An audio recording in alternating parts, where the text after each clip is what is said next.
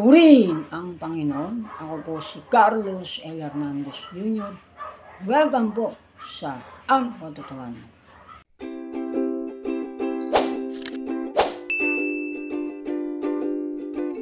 Welcome po sa Ang Katotohanan. Ako po si Carlos L. Hernandez Jr. Ito po ang bagong Ang Katotohanan kung saan tayo po ay mababahaginan ng karagdagang kaalaman. Sa pagkakataong ito, ang ating tatalakayin ay ang tinatawag na prinsipyo ng pansariling pag-aari o principle of self-ownership. Ang ikalawang bahagi ng ating pagninilayan patungkol sa ikalawang haligi ng demoarkiya ay tatalakayin natin sa ibang mga pagkakataon. Ano ba ang principles of self-ownership? Ang principles of self-ownership ay prinsipyo na nagtuturo patungkol sa pagmamay-ari sa sarili. Ito ay nagsasabi na ang ating nakaraan ay minamanifesto ng ating pag-aari. Ang ating kasalukuyan ay minamanifesto ng ating kalayaan at ang ating hinarap ay minamanifesto ng ating buhay. Ikaw ay merong ari-arian, merong kang buhay at merong kang kalayaan. Kaya ikaw ay merong nakaraan, may kasalukuyan at merong kang hinarap. Hindi mo maaaring kunin ng sapilitan ang ari-arian ng iyong kapwa sapagat iyon ay pagnanakaw. Hindi mo maaaring kunin ng sapilitan ang buhay ng iyong kapwa sapagat iyon ay murder. Hindi mo maaaring kunin ng sapilitan ang kalayaan ng iba sapagat iyon ay slavery. At hindi mo rin maaaring iutos sa sino man na kunin ang ari-arian ng iba, ang buhay at kalayaan ng iba sapagat iyon ay illegal at hindi nararapat. Ikaw ay mayroong ari-arian, maaaring yan ay yung nakuha sa pamamagitan ng ibinigay sa iyo, pinagtrabahuan mo o kinuha mo mula sa likas na yaman. Maaaring iyan ay naman mo.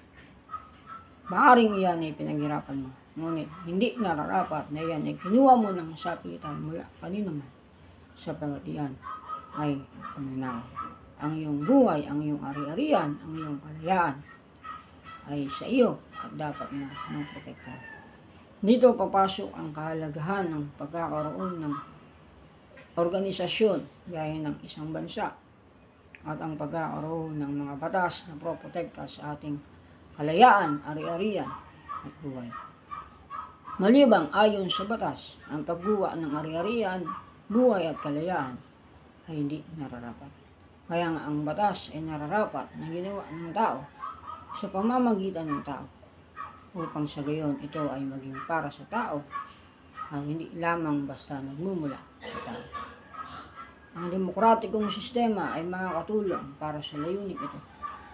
At ang layunin ito ay may sasakatuparan kung mayroong legislation by the people o pagbabatas na ang may kapangyarihan ay ang mga mismong mamamayan.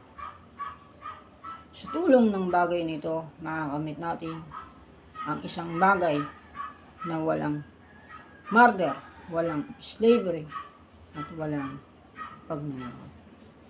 Nasa tamang mindset at nasa tamang kalagayan ng sistema sa lipunan. Kaya nga, ang pagkakaroon natin ng pansariling pag-aari at ang pagkakaroon ng proteksyon para dito, kung titignan ay parang napakaliit ng saklaw. Ngunit bawat isa ay mayroong karapatan sa pag-aari, sa kanyang buhay, sa kanyang ari-arian at sa kanyang kalayaan. Kaya ang proteksyon ng individual ay proteksyon pangkalahatan, sapagat ang lahat, ang buong bansa ay binubuo ng mga individual. Kaya nga ikaw ay mayroong karapatan sa iyong buhay, ari-arian at kalayaan na minimanifesto ng iyong kasalukuyan, ng iyong nakaraan at ng hinarap. Ang bagay na ito ay totoo at dapat nating panatilihin na magkaroon tayo ng paggalang sa karapatan ng iba sa kanilang buhay, ari-arian at kalayaan.